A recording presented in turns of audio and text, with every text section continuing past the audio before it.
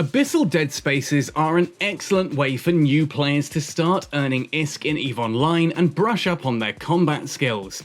Having completed the career agent tutorials, you should have at least one destroyer available for you to use, and if you were an Amarr Empire player, you'll have access to a Coercer destroyer. This little ship is absolutely fantastic for getting started in Abyssal Deadspaces. Despite the fact that I'm not a personally huge fan of the Amarr ships, the Coercer probably is one of the better starting vessels for running Abyssal Deadspaces, as it can run any of the 5 Tranquils and actually can run some of them at tier 1 as well if you skill and set the ship up correctly. In this video, I'm going to show you how you can run any of the Tranquil Abyssals, and we're going to talk about how you can then upgrade it to run Tech 1 or Calm Abyssal Deadspaces. So join me to find out how we do this.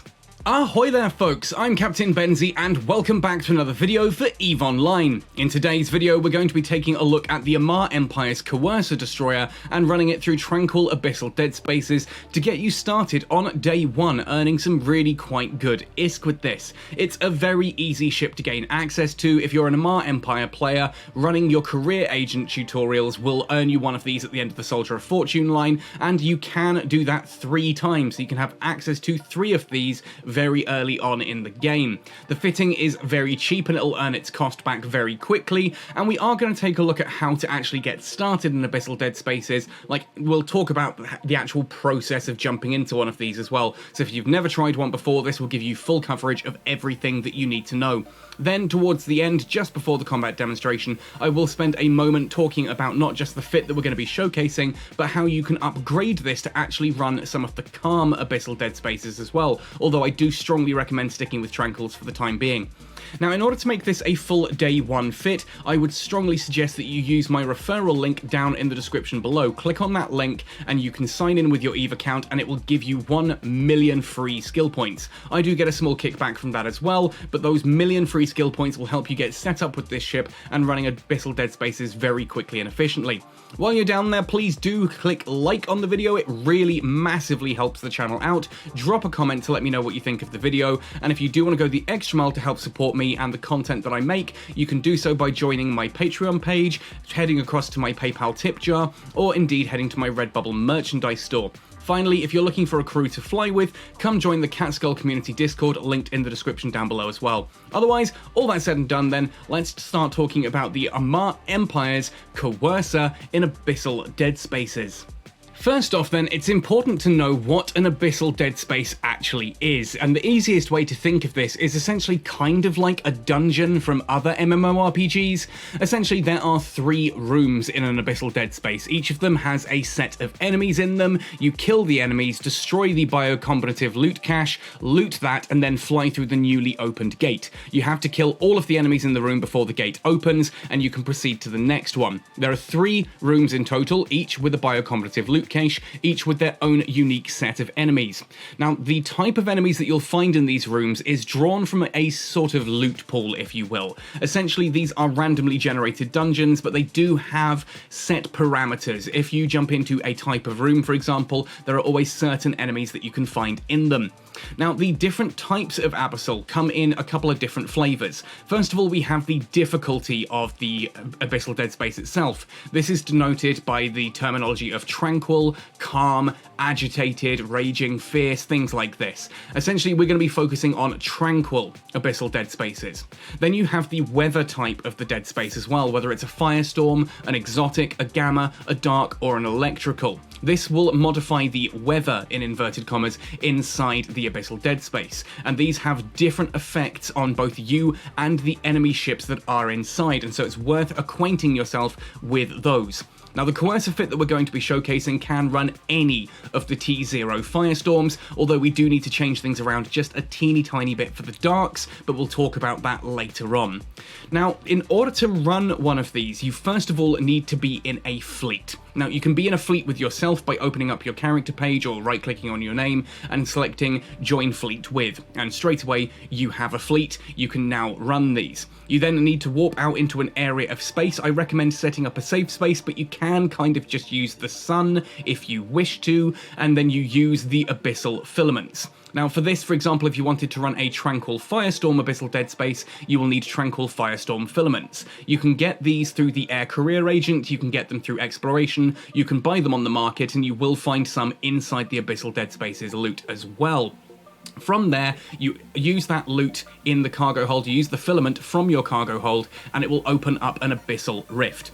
If you're flying a frigate, you will need to use 3 filaments, but you'll triple the theoretical loot inside. If you're in a destroyer, like the Coercer, you'll need to use 2 filaments to open it each time. This will essentially double the loot that's inside. If you're in a cruiser, you only need 1, and the loot will be standard. Essentially, this means that you can choose whether you're running this in a frigate, destroyer, or cruiser, depending on what you have skills with and what will make good time. Obviously, a cruiser can do things fairly quickly, but you only get 1 times the loot, whereas if you can do a destroyer in slightly faster or even slightly slower times than the cruiser, because the loot is doubled, you can make more out of these.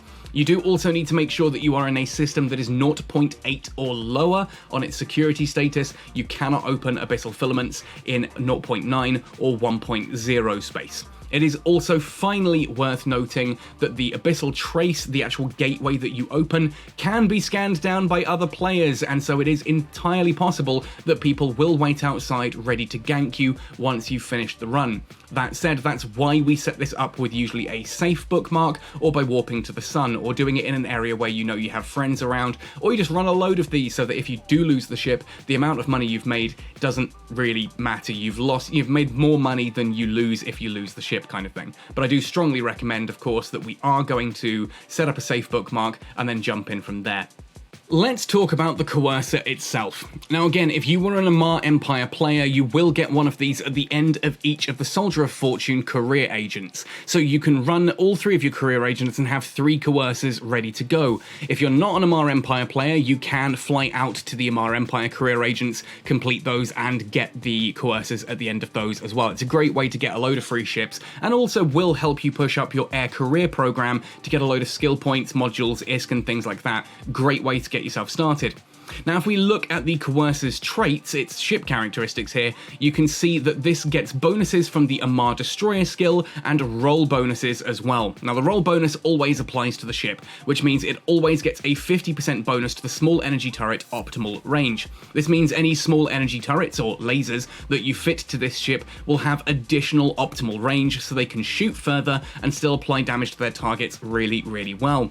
The Amarr Destroyer skill is one of the scaling skill bonuses. For each level of Amarr Destroyer that you have, you'll have a 10% bonus to small energy turret tracking speed. That means the turrets turn and track the target faster, allowing you to get better hits against faster moving targets, and a 10% reduction in small energy turret activation cost. This means that they use less of your capacitor to actually fire. This is a really useful skill to train into, and before jumping into an Abyssal Dead Space with the Coercer, I strongly recommend having that to at least 3, so train Amarr Destroyer till at least 3. I'll also link the fit in the description down below so you can copy and paste that into the game. Then you can see what skills you need in order to fly this. I strongly recommend getting all of those skills to at least 3, if not 4. Use the referral link in my description to get yourself 1 million free skill points, and you should be able to get almost all of those skills trained up to level 4 straight away on day 1, and that will really, really help you out. Now ultimately, that's how the ship works, but let's look at the fit itself. So for the fit here, we've got a lot of high slots with these destroyers, a lot of high slots, a lot of turrets, a lot of damage can be coming off this.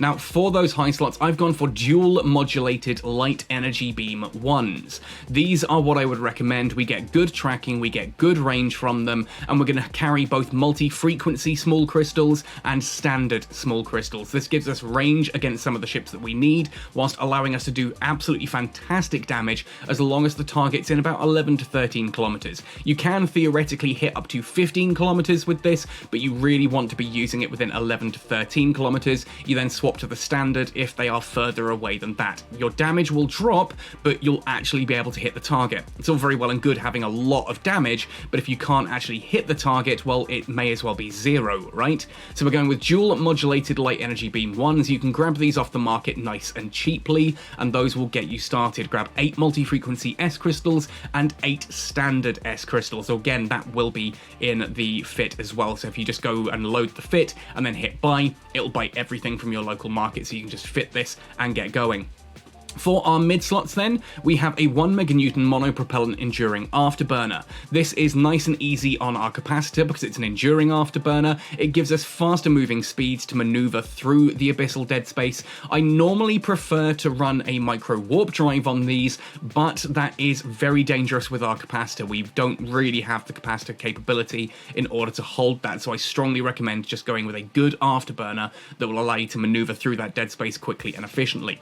On the subject of capacitor, we've also got a Eutectic compact cap recharger. Eutectic compact is slightly better than the standard cap recharger 1, and it's easier to fit onto the ship. It's going to help your capacitor recharge a little bit faster. You'll notice we're not capacitor stable at the moment, but of course that is based on everything running. I'll showcase that in just a moment. And then for the low slots, we have tank and damage upgrades. I've gone for a standard damage control 1 here. This increases the resistances of our various different shield, armor, and hull. This means we take less damage from anything hitting us. We then have a small IA enduring armor repairer. Again, nice and easy on the capacitor, better than an armor repairer 1, and just allows us to repair some of our health in there so that we don't, any damage we take, we can boost back up. Finally then, for the low slots, an extruded compact heatsink. This can just be a standard heatsink 1, but the extruded does push the DPS up quite nicely and means that we're going to kill things just that little bit faster. And again, being compact means you don't have to worry too much about your fitting skills, like your power grid management and CPU management, in order to actually fit this onto the ship. Now, I did mention that we would need to change things around ever so slightly if we're running a dark Abyssal dead space. You will need to swap one of the mid slots for a stasis web of fire, and I do strongly recommend doing that in a dark. It's up to you whether you go for the compact cap recharger or the enduring afterburner. I tend to lose the cap recharger, but you have to be very careful with your capacitor if you do so. If you swap the afterburner out for a web, you'll be able to web a target so that you can actually hit it, but you yourself will be quite slow to move around. The enduring afterburner is probably the better one to swap out if you're not sure what you're doing, because it's going to be just that little bit easier to operate. Once you are a bit more skilled in the game though, swapping the cap recharger just means that when you are cycling and running with things, you can be a little bit careful with it and still have the speed you need from the afterburner. It's kind of a high risk, high reward playstyle at that point, but I do strongly recommend going with the afterburner being swapped first of all.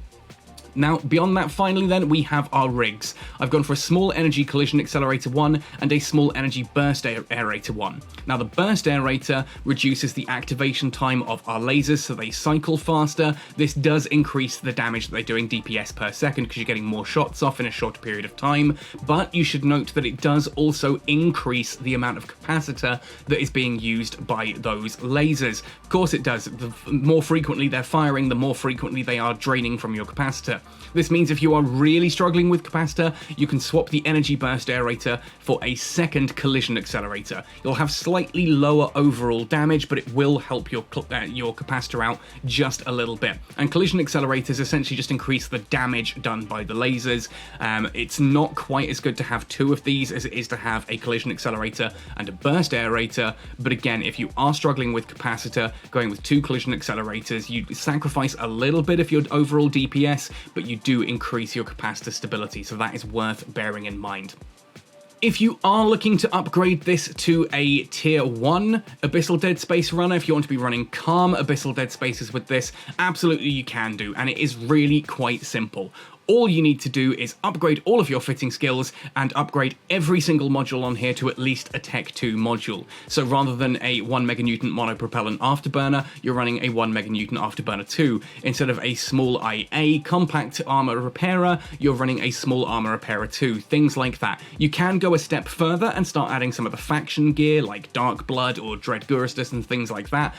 But again, it's entirely up to you how much you want to spend on this. I'm personally of the opinion that as your skills go up, the fact that this is a dirt cheap ship that can still run all of the T0 Tranquils means that I would just rather run more Tranquils in the same period of time than going up to the calms. You might find that you can do the calms, but they don't actually work out as much ISK per hour as just running the Tranquils would.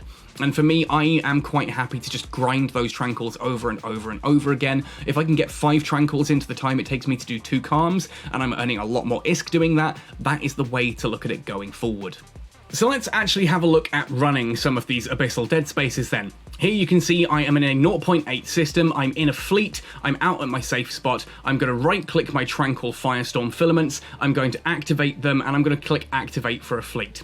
You'll see there are sometimes a brief little flash on there where something might be wrong, like if there's another Abyssal trace within range. We then just activate the Abyssal trace. It gives us the information here. We're going to have 20 minutes before this thing collapses and destroys us, so we need to clear all 3 rooms within 20 minutes. Nice and straightforward, nice and easy. We jump in, we activate. I'm going to make sure I've got standard loaded. Now, inside here, we're going to look, first of all, for the Triglavian Biocombative cache. We're going to approach that straight away, and as soon as we're able, we're going to start locking onto things. It is worth having your Afterburner running at this point so that you close the gap a little bit faster. You can see I've got mine set there to F2, so I can just tap that and away we go. Once anything is within 38 kilometers, we can now hold Control and click to lock onto that target and start shooting. Here we have 2 Ember Needle Tessellers. These are drones, rogue drones. They do die fairly quickly. They do also do quite a bit of damage, so do be aware. We're going to be shooting at those until they're within 11 kilometers. Once something is within 11 kilometers, we're going to swap to the multi-frequency and shoot with that instead. And you can see how quickly these things go down. Essentially, the standard S is for anything between 11 and 26 kilometers. If it's further than 26 kilometers, it's not really worth shooting at. There you can see, having killed everything, I locked the biocombative cache, lock the biocombative cache, destroy that, and now I go to loot it. It takes a brief second to fly across to it. Obviously, we are in a fairly slow ship. Destroyers are not the fastest things ever, but how easy was that room, right? We had 2 rogue drones. They both died very, very quickly. Our armor hasn't taken any damage at all. We've taken a little bit of damage to the shields. Nothing at all to be stressed about.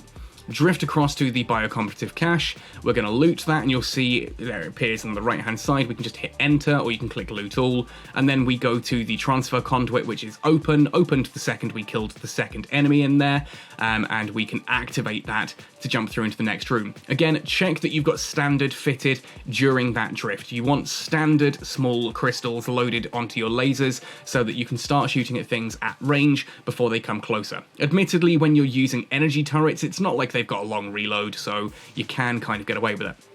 Next room, again, we start to approach the biocombative cache. We're going to lock onto that once we're in range of it. There we go. And we've got a Devoted Hunter. This is a Sunshire ship, and these hit really hard, so we're going to want to be able to kill these fairly quickly, or we're going to take a lot of damage. So again, as soon as it hits 38 kilometers, which is our lock range here with the skills I have, we're going to lock onto that, and we're going to start shooting at it. First of all, with the standard S, I am shooting at the biocombative cache here so that I can get a little bit closer to that. The Devoted Hunter is next on the list, so off we go. Gonna open cargo there, start shooting the Devoted Hunter again until that distance drops below 11 kilometers. Then we're going to swap to multi-frequency. Boom. This is going to give us better damage and better application. We're now taking damage into our armor, so we should activate our armor repairer in order to start, well, repairing that. You'll see that the amount that we repair isn't much, but we have a lot of armor that it takes a long time to go through, and therefore you should be killing things and reducing the amount of damage you're taking. The armor repairer won't keep up with high damage, but it will allow you to repair once everything's dead. And you can see with that Devoted Hunter dead, we loot the cache and we move straight off to the transfer conduit and on into room 3. Very simple, very straightforward. Just move towards the loot cache, destroy it, loot it, move to the gate, and shoot at the enemies, obviously, once they are in range. The enemies should be your priority, of course, but just be aware that you can save a bit of time by getting a little bit clever with how you use your ammunition and what you're shooting at. Like here, for example, the biocombative cache is very close, so I can lock onto that quickly and easily, start approaching that early. I have hit orbit here accidentally, and we can start shooting at that nice and early. I can't shoot at the Devoted Hunter yet because it's not in range, so I may as well be going for the biocombative cache in order to just clear that so I can loot it and be moving towards the gate while shooting everything else. There we are, that's gone down. We can now loot the cargo there and start shooting the Devoted Hunter, get some damage on it as it begins to approach us. You'll also notice I did hit orbit at first rather than approach on the combative cache. That does mean that it's taken me a little bit longer to get there, as obviously I've gone in slightly curved rather than a direct line. Now here, takes me a bit of time to swap out of using the standard, and you can see that the standard doesn't do well once the enemy is close. So we stop that, we switch it to multi-frequency, and you'll do a lot more damage and be able to hit more frequently because the multi-frequency has better tracking than standard. There we are, gate is opening because the enemy has been destroyed. Off we go. That is our first Abyssal dead space cleared. Nice, quick, and easy. All 3 rooms, all 3 caches, all 3 sets of enemies done. We're back out of the gate and we're coming back into K-space. We can then run another Abyssal dead space very quickly straight after. You will just have to wait for the trace to clear. You also have to move your ship just a little bit in order to clear the sort of cloaking effect that you have on yourself, the invulnerability. I just hit the plus and the minus, so I start moving forward and then immediately stop. I'm also running my armor repairer at this point in time just to repair up the little bit of damage we've taken on the armor. We get ready to use the next set of Firestorm filaments. You'll see that if I try to use one of these now, because the Abyssal trace is still in space, it won't actually activate. So I have to wait until that Abyssal trace disappears, then we can activate for fleet, open up the new Abyssal dead space trace, and then jump in. And so we're going to do a second Abyssal just in case anything here is slightly different from the first. I will say now there is one particular thing in the Tech Zeros that I didn't encounter in any of these runs, which is the Disparu troop. Those you really just need to stick the multi-frequency on them and hit them hard because they do take a lot of killing. Very, very high healing ships. Same as usual though, we are in the first room here, start approaching the cache. Here we have a striking Damavik. Damaviks are very fast and very small, they're quite hard to hit, and their damage increases over time. As long as it's shooting at you, its damage starts to spool up, so we do want to kill this fairly quickly. You'll see I started with standard, but very quickly swapped across to multi-frequency. Still not getting the best of hits against this, and it is going to take a little bit of time to pull it down. I just say that, we're getting penetrates and hits, that's pretty good. That's pretty good, it's just that the Damavik has good resistances on its armor. There we are, goes straight down the second we clear. Its armor though, the hull is practically non-existent. We're going to shoot the biocompetitive cache, as usual, loot it, open cargo. You can either click loot all in the bottom left, or you can do what I do and use the shortcut of enter. Basically, once you get in range of a cargo container that you have set open cargo, as soon as it appears on the inventory on the left side, you'll see it flash in a second. There we go. We just hit enter and bam, or return or whatever you want to call it on your keyboard, and that will loot everything and put it in your hold. Just keep the Afterburner running, cycle the armor repairer when you need it. Remember, we are not capacitor stable if we are shooting, using the Afterburner and the armor repairer. But if we're just using the Afterburner and shooting, we're fine on capacitor, and we can just cycle the armor repairer as and when we need it. Room 2 then of the second Abyssal, again we're going after the biocompetitive cache first of all. It's nice and close, we can swap to standard and immediately start shooting that. Oh, it's more devoted hunters. Game seems to really like giving me devoted hunters today, lots of those to kill. Fortunately, there's still not too much of a problem. You can see this is going to start getting into my armor. It is hurting quite badly. My shields go down very quickly. I should have the armor repairer activated before we start taking damage on the armor, because armor repairers only actually apply the armor repairing effect after their cycle ends. So they wait until the activation cycle ends, then you get your armor, whereas shields, it's immediately on activating. So you should theoretically try activating your armor repairer just that little bit ahead of time, so you take damage into your armor, and then just as you've taken the damage, the armor repairer should be finishing its cycle if you've done it right, and boom, off you go. You take very little damage, and it just gives you a few more seconds to keep on top of the incoming damage, because again, the armor repairers are quite slow. There's not much going on there. It's going to take a long time to rep up. It's not designed to keep you alive under sustained firepower. It's just designed to mean that you have more time under sustained firepower, if that makes sense. Oh, would you look at that? It's another blasted devoted room. Game really wants me to kill the devoted enemies in this run, despite the fact my daily challenges were 10 drones and 12 drifters or sleepers. Very little to say other than that, I suppose. We are just literally in a case of just drift to the biocompetitive cache, shoot it when you can so that you can keep up the speed on looting there. Obviously, once you've shot it, I've got approach to the biocompetitive cache. When the biocompetitive cache is destroyed, the game goes, oh, your target's not there anymore, and so it stops me moving towards it. That's why I then immediately go to open cargo, because it keeps my speed up, keeps me moving, keeps me flowing through the Abyssal Dead Space. Now, interestingly enough here, it didn't reload my standard. I thought it had. I've just watched the footage back and I'm like, why didn't I use standard? Why didn't I use multi-frequency on that part? Multi-frequency would absolutely be the better option there. I just must have misclicked and it didn't quite go through. Anyway, armor repair are running now. We are going to loot that final biocompetitive cache and make our way out the origin conduit back into known space. Simple as that. How easy is this? Very, very easy. If you want to try this out with the Coercer, grab it. Grab the fit from the description, buy yourself one if you don't have one already, start running some Abyssal Dead Spaces, and let me know how you get on. Drop a comment down below, hit like on the video if you've enjoyed it, and subscribe for more content like this. I do have an entire Abyssal Dead Space playlist available on this channel. It will be linked at the end of this video as well when you've got the credits going past, showcasing everyone who supports me on Patreon. Thank you so much to everyone who does support me on Patreon, by the way. You'll also see that there is a playlist there for Abyssal Dead Spaces, so you can see how other ships can do this as well and give yourself an idea of where you might like to go. Coercer is a great starting option. You can then go up into something like the Punisher or the Retribution, both excellent frigate options that will get you going from there, and then you can move up or sideways and into all kinds of other different content. Anyway folks, that's everything for today's video. Happy sailing and see you in New Eden!